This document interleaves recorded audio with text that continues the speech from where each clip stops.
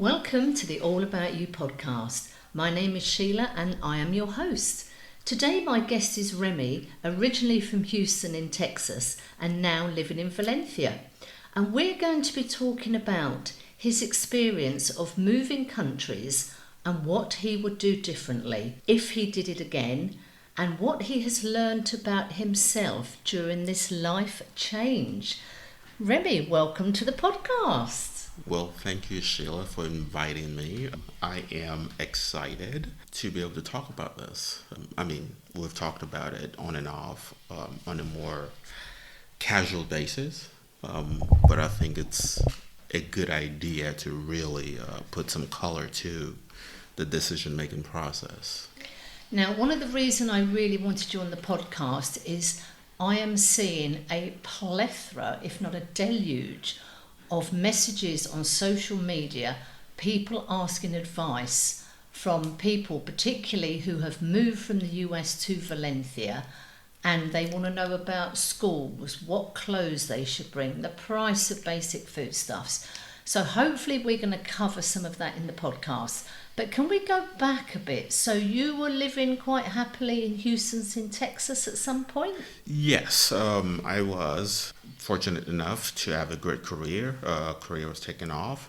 But the downside for most Americans are you tend to burn the candle from both ends of the wick. So you're burning out pretty quickly, right? So you pass on vacations, you pass on birthdays, you miss out on family gatherings just because you're busy building a career, right? And then you wake up one day and realize, wait a minute, I've never taken a vacation in 20 years. Why? And then that's when the switch starts to happen that you need to decelerate and enjoy life. Was that the situation for you, that you just did not take your holiday time? Not just holidays, Sheila, just missing out on life. I often tell folks that I meet now that the US, the States, is where you go to earn, right? So if you look at the typical bell curve of one's earning potential in life, there is the period where you accumulate knowledge. There's a period where you trade that knowledge for wealth, material things, salary, career. And then there's a period where you start going downhill after that, right? You could choose what phase do you want to enjoy the most. So I chose to retire earlier to somewhere in the world. At the time, I didn't know it was going to be Spain. Definitely not Valencia, Spain, right? I believe you asked earlier, why Spain? So for me, it's a bit different for most people. Let me explain. My background is in engineering, right? Specifically, master's degree in petroleum engineering. Our typical approach to making decisions are not as spontaneous, right? Before Spain, over the last few years, when I started thinking of this retirement idea, right, I actually created a database that sort of looked at the world's top 10 retirement destinations, right, and filtered them based on metadata that were unique to me. This is one thing a lot of people don't understand when you go on Facebook and you start asking questions. I would not do that yet until I know my destination, right? First things first, pick a set of attributes that are specific, that are unique to you, right? Do you want sun? Do you want the beach? Do you want whatever it is that floats your boat? In my particular instance, what's important to me, quality of life, good air quality, because in Houston, the air quality is terrible, right? Cost of living. Believe it or not, I needed a country that drove on the right side of the road, which means the American side of the road. So countries like the UK were out. I needed a decent work-life balance, right? Also needed a country with a relatively low productivity index, which is something you could track. Why is productivity index important? The lower it is, the more cost affordable it is for earners outside of that, right? So what you then find out is the same handful of companies, the same handful of countries keeps popping up over and over and over again, right? The Mexicos, Costa Ricas, the Panamas, the Spains, the Mauritius, the South Africa. Now, at this point, you then say to yourself, it's time to go see for myself what my database isn't telling me, because outside of metadata, outside of pure data, there are things in a country that you might not know unless you've lived in that country. For example, here in Spain, or here in Valencia at least, mañana is often confused as tomorrow, but when in fact, mañana just means not today, right? Doesn't mean they're going to come back tomorrow, doesn't mean you're going to get an answer tomorrow, it just means not today. You won't know that in any database. Google will not tell you that, right? You would not find that in any social feed. You have to physically have lived in that country to experience those nuances, right? So once I got my list of countries, I then say, okay, time to pack my bags and go test out these countries. I started, where I was more comfortable, Mexico. It's right there. So I would go back and forth, different parts of Mexico, just to get the feel. Spent a lot of time throughout Mexico, ended up in Merida, the Yucatan. But it was important for me to test the security of this particular city. So what did I do? I joined an Anytime Fitness, which is an American brand, right? So when I travel, I mix things that I am comfortable with local things, just to get an idea, a contrast. Because, this is my opinion, if you go too cold too quickly, you might end up having that homesickness, right? That, oh, I want to go back home. No, so you go in. I think what worked well for me in this particular case was I joined Anytime Fitness, which is a brand I knew. It's open 24 hours. So what I would do is at night, I would actually intentionally walk to the Anytime Fitness just to test the theory of how safe it is or not safe. Did Mexico for a while, back and forth. Did several other countries, Mauritius, all those other countries I mentioned. And then finally, I said, you know what? I think it's time to go to Spain. Let's go see what.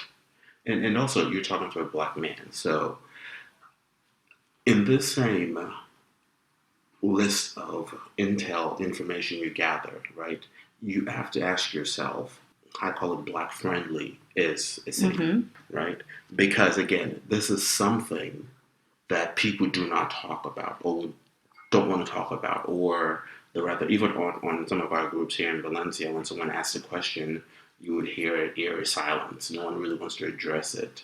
But then they'll DM me directly and ask, hey, and I'll be frank with them, what my experiences are. There are racism everywhere. There's discrimination everywhere. It's just different types. Once you understand the reasoning behind it, it's easier for you to live there. One thing I do tell Americans is the topic of racism or discrimination in Spain, it's as innocent as you would find. This is what that means. A racist in America actually wants to harm you. A prejudiced person in Spain just doesn't know any better. They're not trying to harm you. I think it's important to make that distinction. So yeah, back to the why Valencia. Before Valencia, I picked Spain. Spain checked a lot of my attributes that I wanted that were specific to me. The country of Spain, overall, it's cheaper. Quality of life is great. I believe Spain is ranked bottom of the European nations, the least productive country, which is good. It's not a bad thing. It's a good thing. It just means people here value time with family more than they do working. I think that's a very valid point here, Remi. The way the Spanish people view life is, I work to live. I just want to provide for my family rather than they are doing it the other way round. We will see that, and we've seen it time and time again in July. Spain will literally close because all the people who live here permanently have gone to their home at the beach, their home at their mountains, their grandparents, or they are travelling within Spain. A majority of Spanish people do not travel outside of Spain. They don't. And as an American, we often hear that a lot of people in America will just stay in America because you've got the mountains, the beaches, the same as here in Spain. They can ski, they can water ski, they can do the whole thing without a passport. Yes.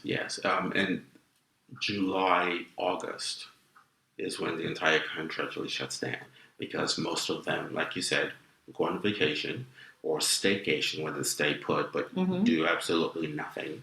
It's a different mindset, right? As Americans, you see this, you wonder, is this even possible? And then you realize once you eliminate all the competitiveness of the Western world, and I mean Western world, including the UK. I just got back from London, and I can see how competitive things are. Promotions, make more money, buy bigger things, more, and more, right? You get to Spain, you decide Spain, then you have to decide where in Spain.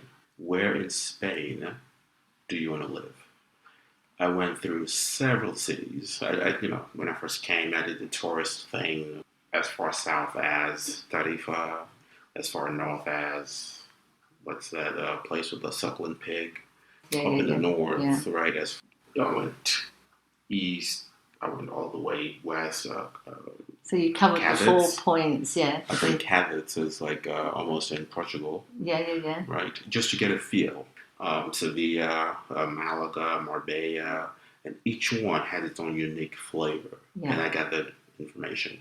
Loved Marbella, but a tad bit expensive. Not a tad bit, a lot expensive. Yeah, it's sort of seen as the playboy area of Spain. Exactly. Yeah. And I mean, virtually, I've never seen this much concentration of Bentleys and Ferraris and yachts with Moroccan plates all over. So I go, well, maybe not quite for me.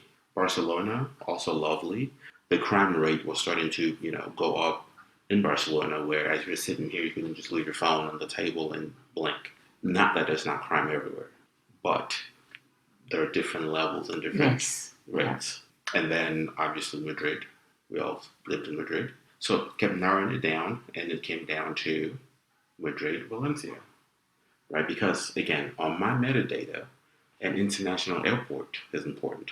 That's why, one of the reasons, the Malagas, the Sevillas, the Alicantes, I still had to drive from Valencia, or I still had to drive from Madrid. I still would have a commute. So I said, okay, let's stick to the international airports. Barcelona, Madrid, Valencia. Eliminated Barcelona relatively quickly, down to Madrid, Valencia. And for a long time, I struggled between the two. They are literally an hour and a half apart. I would go here today, go there tomorrow, go here today. For Americans, I think it's safe to say there's no difference for Americans, and this is why.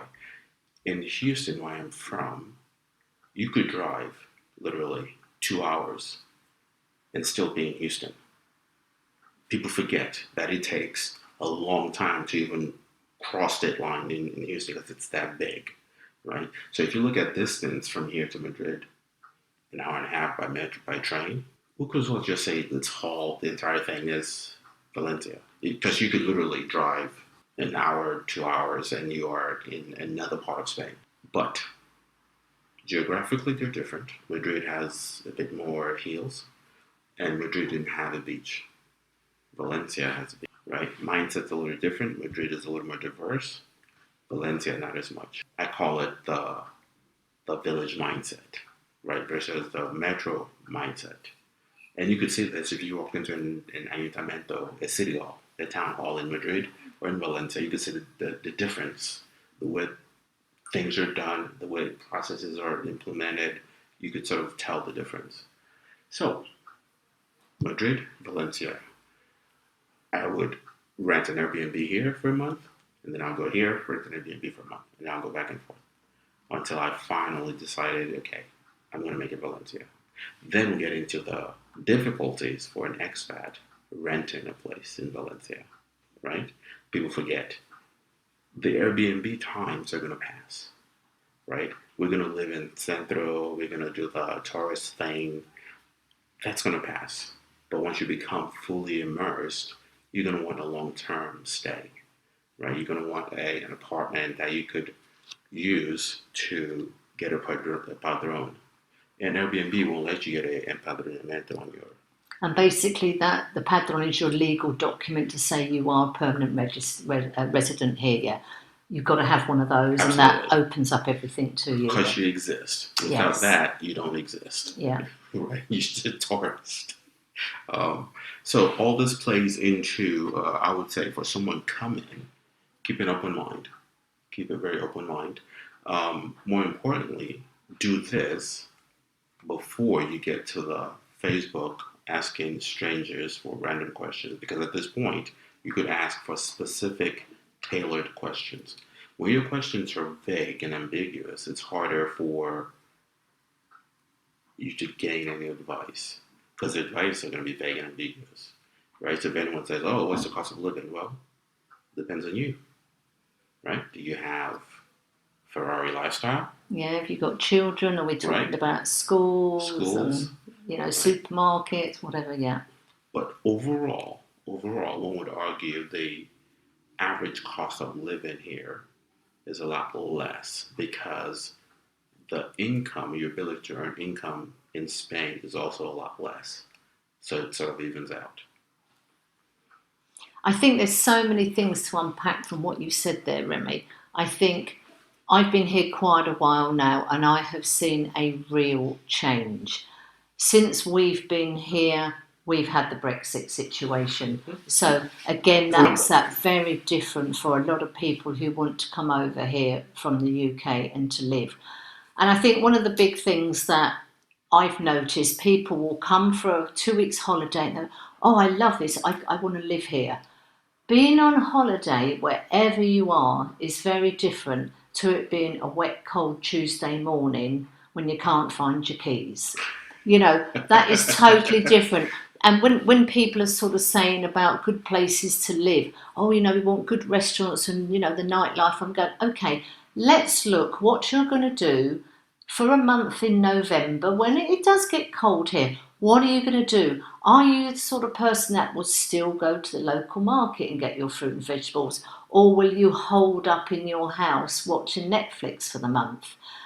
And that makes people think, okay, because what you do on a daily basis and what your requirements are what you need to look at. If you're an older person, have you got a supermarket within walking distance? Absolutely. Is your local health centre local to you? I mean, can you walk the 50 paces or do you need to get a bus? And depending on your age, whether you've got children, you know, we are pretty well set up here with supermarkets and pharmacias and that type of thing. But it's what is your lifestyle on a daily basis? What do you need to make you function? You know, Absolutely. and I think that's what a lot of people just And disregard. speaking of daily routines, right? I was having this conversation with fellow Americans, expats, right? We Americans forget. Americans don't walk, right? I don't even remember if where I lived in Houston had sidewalks. We don't walk anywhere. It's designed to drive. Here's the opposite, right? So expect to walk places, right? Even if you get dropped off by a taxi, you still would walk places. Yeah. There are parts of the city that taxis would not get to, right? You still, I mean, there are times that you would take a taxi into Central and then you get halfway there and the taxi tells you, I can't go anymore. You have to walk, right? So it's something you have to get used to. Also, because you're not going to have a car the very second you get here, right? That's an absolute, whoever's listening to this is thinking of shipping anything of material over, don't bother. It's not worth it, right? The only thing I would suggest bringing is your laptop or your, just because the keyboards are different, right? But everything else, you're better off buying it here, right? It's Spain. It's not Timbuktu in the middle of a jungle somewhere. They have everything there that they do here. First, come. Understand the lifestyle. Understand how your life is going to be, your day-to-day routine. Then make decisions based on that. Don't anticipate what you're going to find, right? Because I almost guarantee you it's going to be different when you arrive. It is going to be different, at least for Americans. Things are smaller, right? That is a big, that was one of the adjustments that I had to go through. And you would quickly realize, Sheila, you don't need all the stuff. You don't, right? You think you do, but you really didn't, right? So if you compared my house in Houston in square meters. We're approaching 5,000 square meters, right? I used to know the trend, not square feet, Yeah. not square meters. 5,000 square meters would be a mansion. No, but then you have to spend and you realize you don't need that much space. You don't need that much stuff, right? Also, I would advise for people to create some sort of a bubble, right? This worked for me. And when I say bubble, right, I'm not saying an artificial bubble. With the combination of a good VPN and things you're accustomed to having where you're from, you could have that here also, right? But your ISP, Internet Service Provider, automatically blocks certain contents while you're in Spain. A VPN allows you access to those contents, right? That's something I also advise any American coming here, come with a decent VPN so that you could at least access basic things, right? And most importantly, Sheila, pack an extra bag of patience,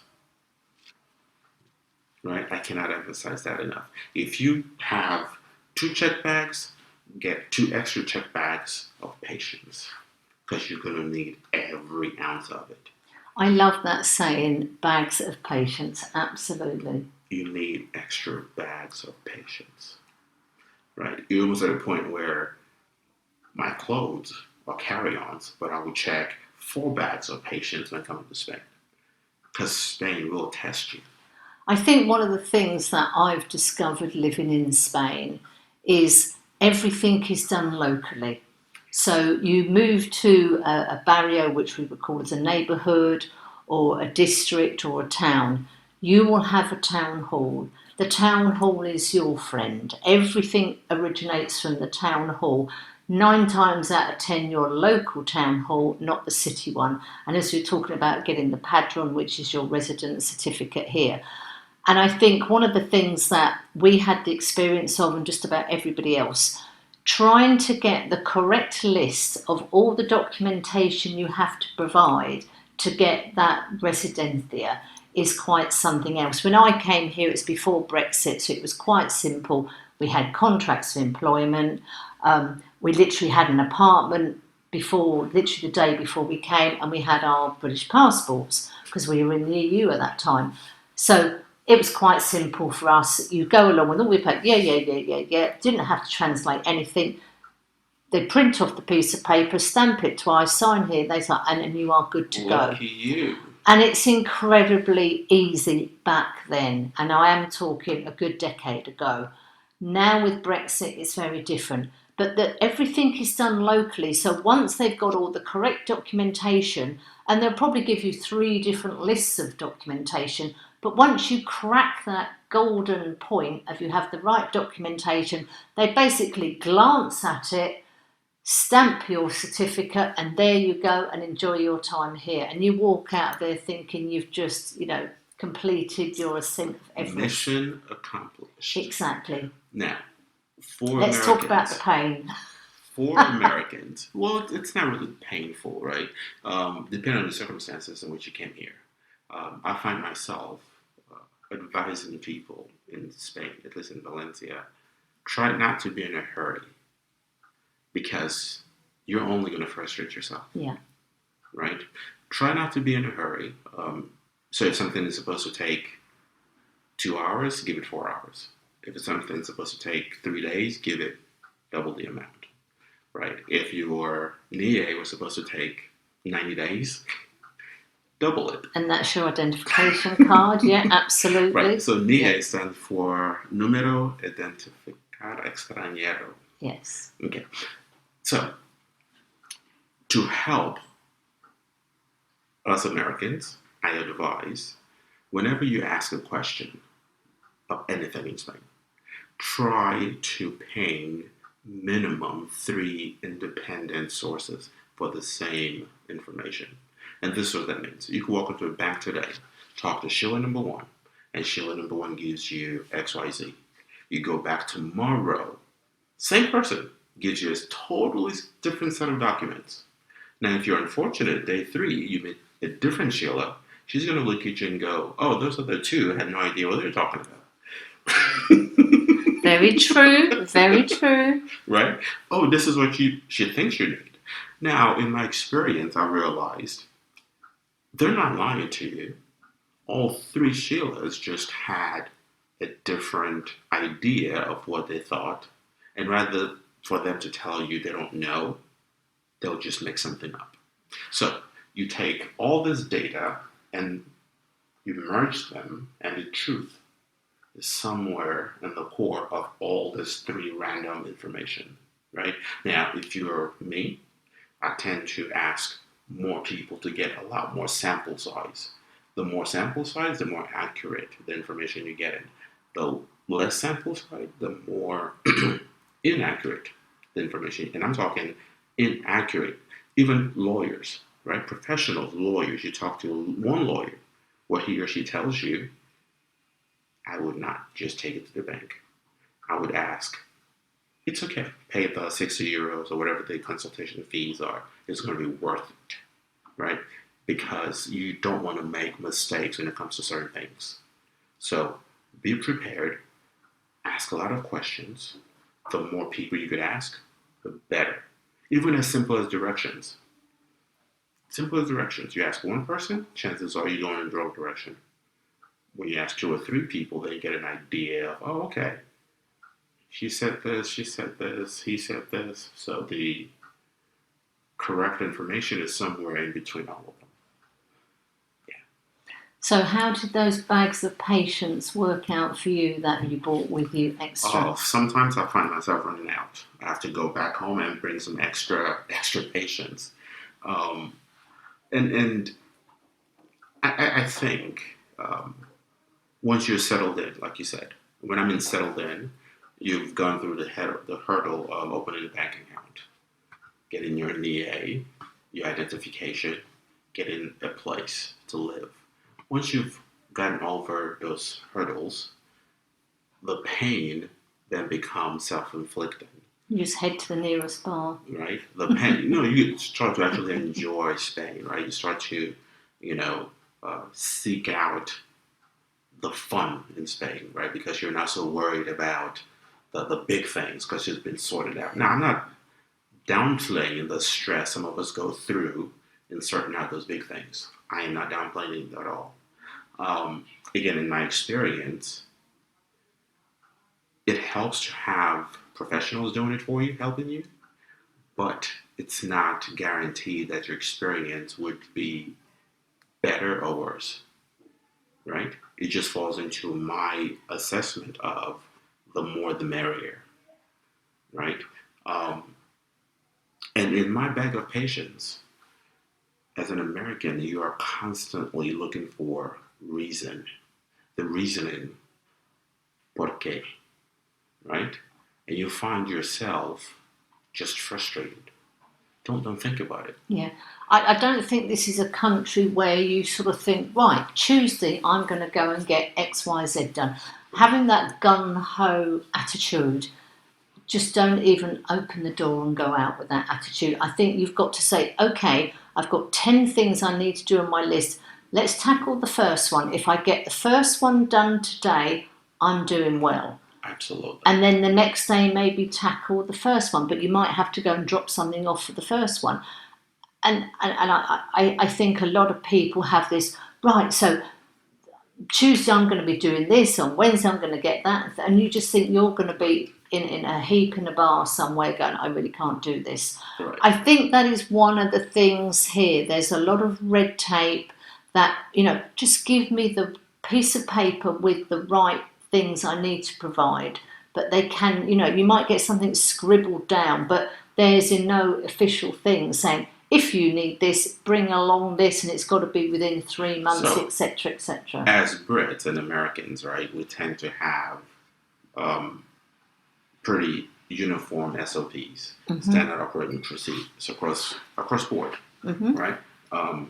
I'm banking in the UK. You could go to this bank, this branch, and they have exact same requirement as same bank in Manchester, Yes. right? That's not how things are in Spain, No. right? Things are localized to the local to the receptionist at that branch, and that's it. It's got nothing to do with policy. It's got nothing to do with the bank's policy. It's just what he or she feels in that moment. And once you understand this, you start to enjoy yourself, right? Like you said, you make your list of things to do. If you get it done, great. If you don't, well, you go home, you take a nap, and Yeah, take a siesta. There's always tomorrow. So I think it's so interesting what you're saying from your point of view, because obviously coming from America to live here is a completely different set of rules and regulations to what I had, which was pre-Brexit, and now obviously after Brexit is totally different again. I always have this theory, Remi, that when you move to another country, and this is the first time I've lived in another country, so this is purely my opinion, you have to become a different person. Do you agree with that, or yes and no, okay? right? Yes, you have to demonstrate a different skill set to be able to adapt. But humans, in my experience, biologically, we don't change when it comes to. Okay, let me explain. I read a book a long time ago. It's an engineering book, boring stuff. Okay, it pretty much says imagine humans are like a big mansion with different rooms, and this mansion is cast at depending on culture about 12 to 15 years old. It's what you are, right? And as you get older, what you learn is how to open and close certain parts of your mansion more frequently or less frequently, right? You find combinations of how to make sure no one goes in that room versus this room. But in reality, you're not trading your house for a new house, right? You're not changing. You're evolving, you're adapting, you're coping, you're learning to maybe go in this room a little more because this is a happy room, right? Or maybe don't go in that room, right? Because we all get frustrated. And when we get frustrated, we tend to open the angry door where you start yelling and screaming and frustrated. If you didn't have that door in you, you can't open it, you can't access it. So, for this reason, I think as humans, we are the same. We just evolve, we cope when we need something done, right? And I think that's what makes more people integrate easier than others. Your ability to switch between doors. You know, okay, if I'm going to come in with that go get 'em attitude, the American way or the British way of consequences, I'm going to sue you, that doesn't work here. So you have to rapidly shut that door, right? Because I think the States is the most litigious country in the world. We sue for everything. You looked at me too long, Sue, I'm going to sue you. And that's just the way it is. Whereas here in Spain, I don't think you can actually sue for anything, right? Because they're just going to laugh at you. Like, Yeah, the suing culture isn't here. Absolutely, yeah. I mean, no country's ever going to be perfect, but I think the experience of living in a different country, the education you receive in so many different ways, different platforms, different levels is just incredible. And I personally am incredibly blessed and grateful to be living this experience in another country. Learning the language is always a challenge. I don't think I'm ever going to get to the point where I can hold my hands up and go, I'm completely fluent, that's it, I'm done with the books and the classes, all the rest of it. That's never going to happen. So I think that's a big challenge itself, particularly when you move to another country and you have got the language. I mean, that is a huge thing. And I think particularly for people who choose to retire here, and they want the best parts, the cheaper cost of living and the sun, and maybe living near the coast or something like that. But they don't factor in the language. They don't. And this is why, even before I arrived at Spain, right? Um, being from Texas helps, but my Spanish is Mexican Spanish, which you say those things in Spain, they sort of look at you funny, like, what language is that? And then you have to remind them, well, it's Spanish, but a different Spanish, right? Occasionally, my house is walking distance to the beach. The first few times I went, I asked the guy, lovely guy, dos elotes, right? It looked to me like I had two heads because in Mexico, corn on the cob is elotes. Here in Spain, they don't call it that. They call it maize. So it took him and I a good, extra second to understand each other. And he goes, wow, you must not be from around here. And we got a laugh out of it. And, uh, now he knows. And now I know that it's called maize.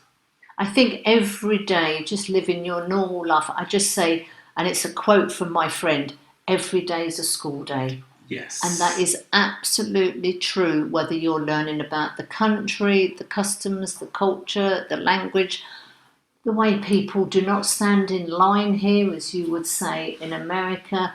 The British, we have taken queuing to a whole new level, and that does us no favours here whatsoever. And here, the lack of privacy. Oh, yeah. It doesn't matter if you're having a private conversation. You can be in your doctor's office having a private conversation with your doctor in Spain, and another patient would just come in and go, hey, here you go, wait.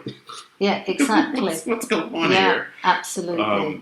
And it's just something you have to, okay, come in here, my taxi, Uber, I ordered it.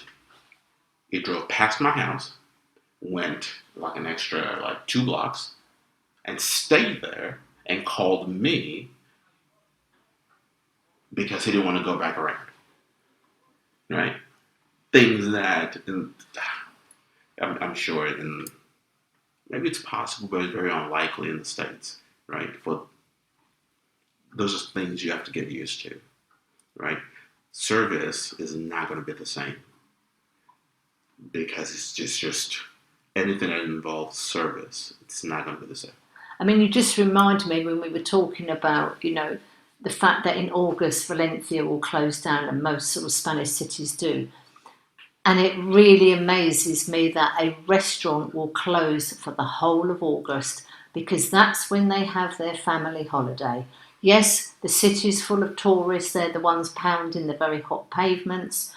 So an influx of tourists in July and August, but restaurants will close, shops will close.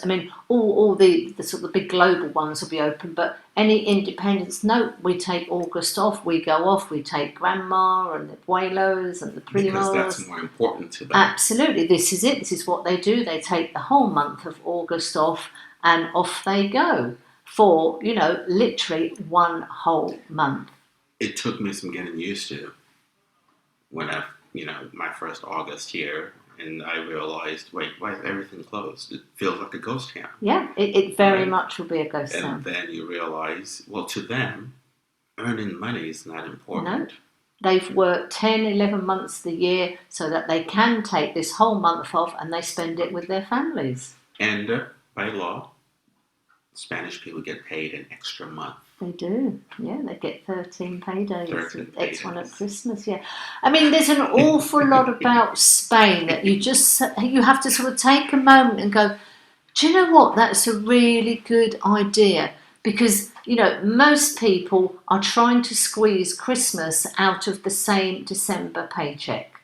We know it's going to come round every year, but most of us, okay, we're trying to get the gifts and the food and everything else out of that same paycheck that we budget for. And it's like, yeah, that makes sense, doesn't it?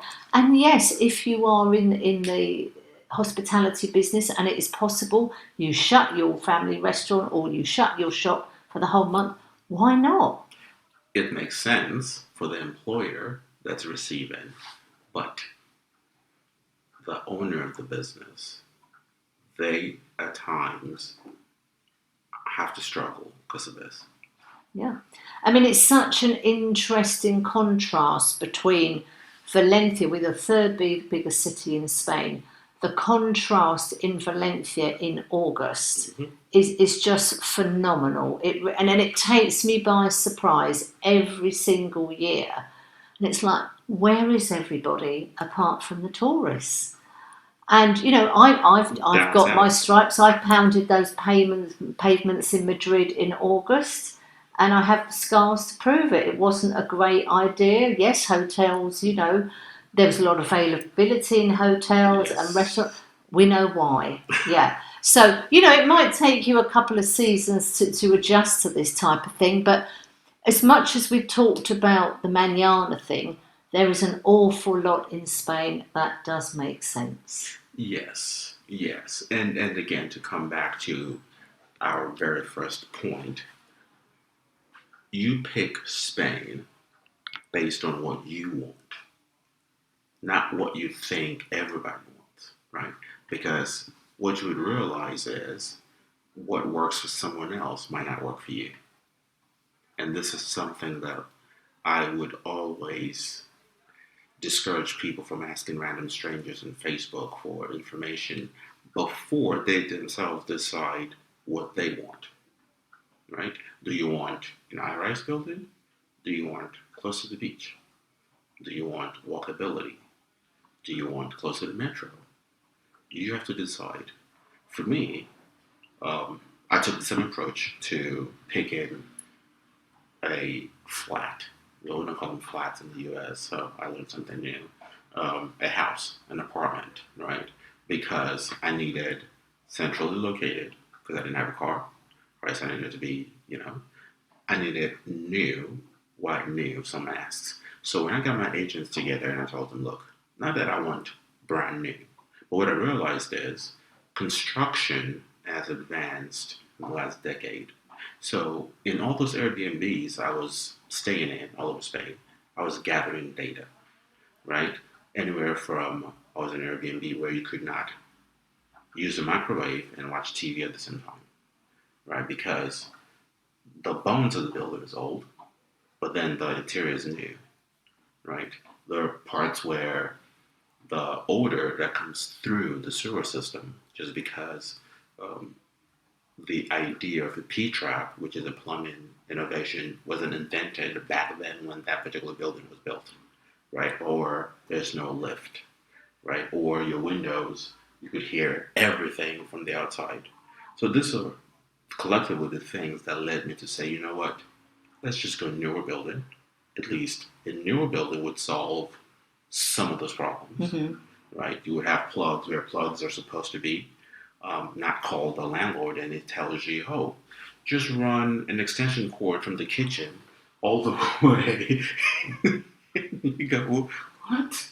Yeah. No, that's not how that's supposed to work, right? So these are the things that people need to understand, right? And the initial phase of being a tourist, when we all live in Centro, fades. Because then you start realizing the way you live your life is a little different.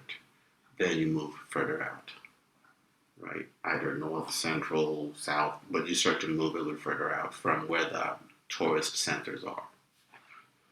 I think that's a very valid point, because I always say to people when they're thinking of coming, plant yourself in the centre, walk around the city, get a feel of it, but then, have you got young children? Do you need to be able to have easy access to, as you say, metro, supermarkets? And that's when people start going round to all the different barrios and going, okay, well, this is the arty barrio, or this is where a lot of culture is based.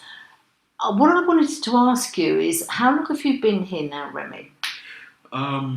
Over a year, almost 2 years now. Okay. Right, over a year, almost 2 years. Because you've been incredibly methodical. I can imagine you with all your spreadsheets.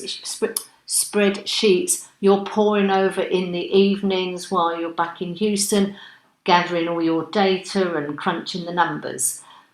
What has been a surprise for you, even though you did all this meticulous planning? What has been one thing that you thought, my God, I never even thought about that? Sheila, great question. Thank you. The one thing that shocked me, now I put Spain up there with first world countries, right?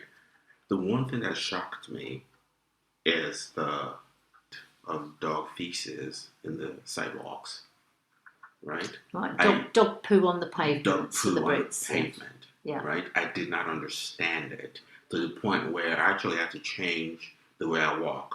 So now you actually have to look down, where Americans normally you're taught to look up, not look down. So now you have to look down, right? That is one thing that you don't find on any spreadsheet or any data points that you're going to realize once you get here, which then causes a ridiculous amount of cockroaches during the summer months. Cockroaches, flies, those are the things that shocked me the most.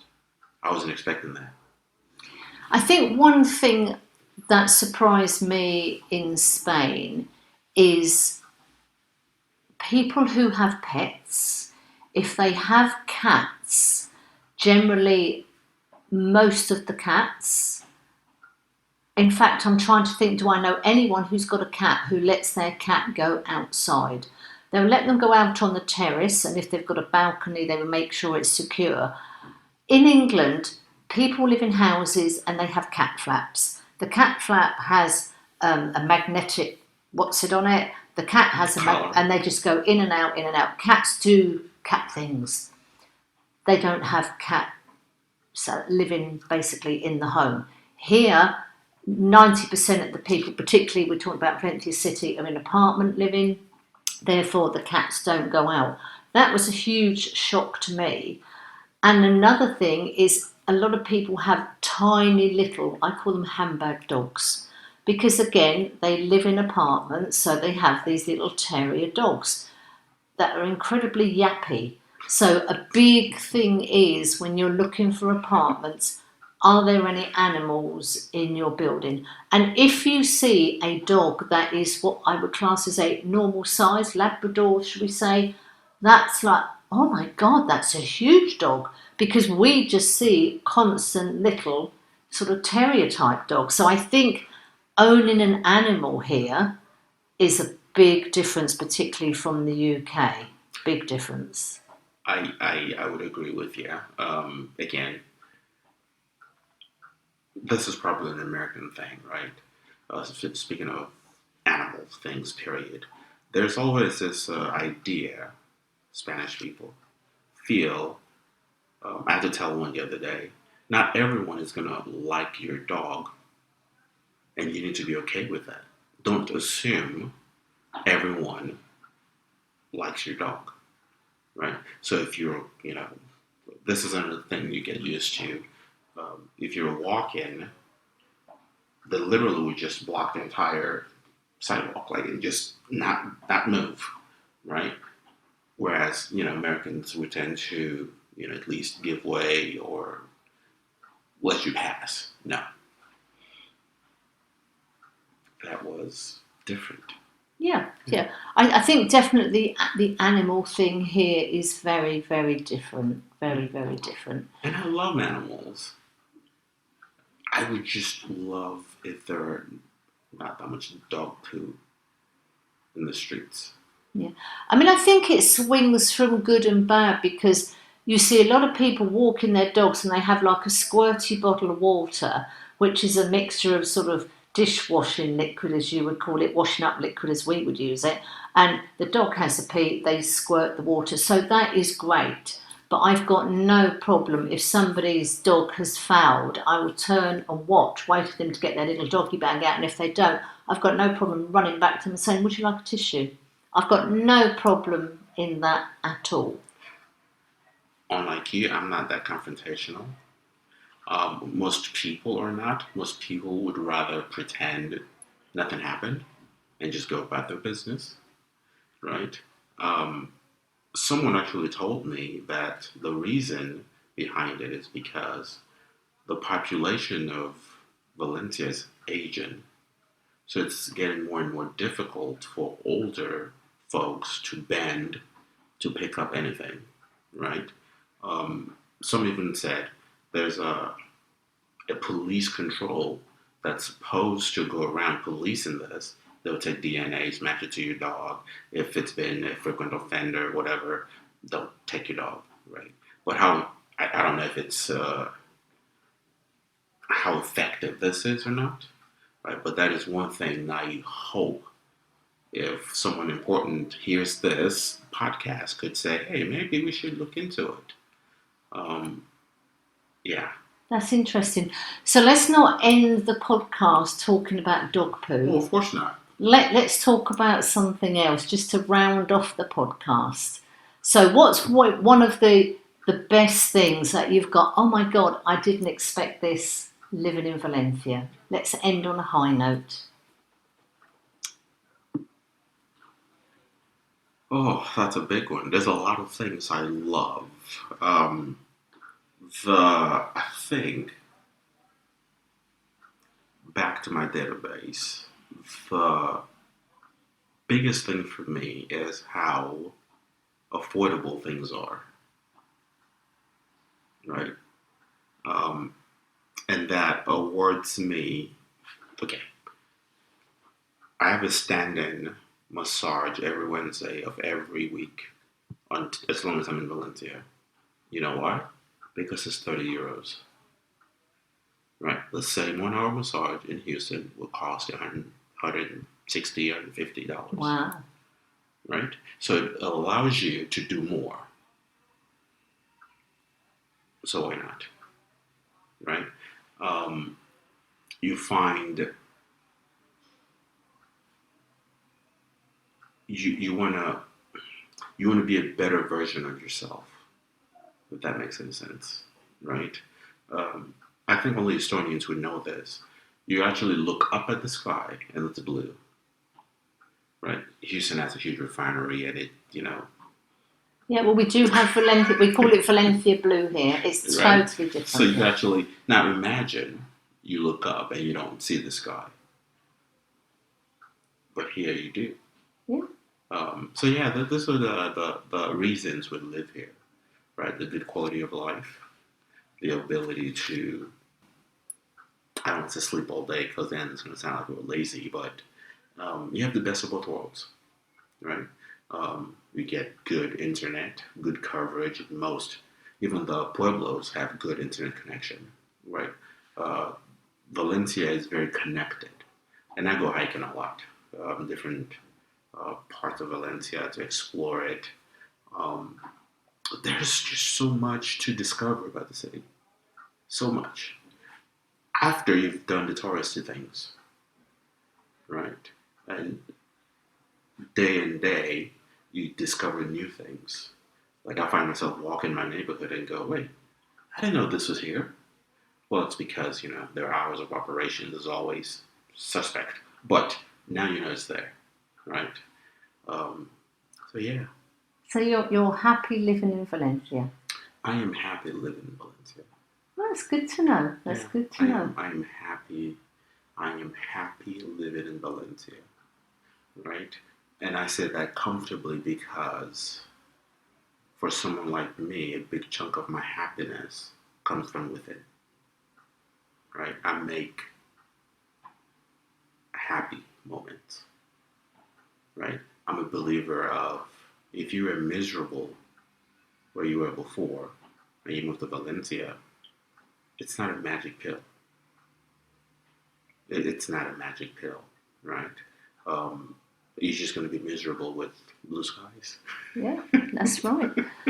Remi, thank you so much for giving such an interesting take on the reasons for moving here, the things that you've discovered that you didn't expect with Valencia, what works, what doesn't work, and the fact that you are happy here. This is part one. Yeah? This is definitely part one. Part two, if your viewers tune in, would be how this was possible. We talked about this a little bit in the beginning, which is the retirement aspect, that awards some of us the opportunity to do this at such an earlier age.